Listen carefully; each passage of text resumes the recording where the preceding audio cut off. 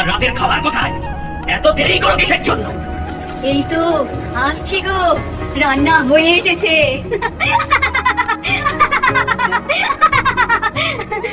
চল মিনসে, তাড়াতাড়ি চল, তোর মাংস দিয়েই রাতের খাওয়া হবে তার। না না না, ছেড়ে দাও ছেড়ে দাও আমায়। না না না না না। রমেশের স্ত্রী কান্নায় ভেঙে পড়ে। গ্রামের সবাই রমেশের স্ত্রীর কাছে এসে জিজ্ঞেস করে, আমার এ কি হয়ে গেল গো, আমার সর্বনাশ হয়ে গেল গো। কাঁদবেন না কাঁদবেন না, কেঁদে তো কোনো লাভ নেই। আর আর যা হবার তো হয়েই গেছে। কেঁদো না মা, কেঁদো না কেঁদো না। ওই পুকুর আমরা সবাই এড়িয়ে চলি। ওই পুকুরে অনেক লোকই ডুবে মরেছে।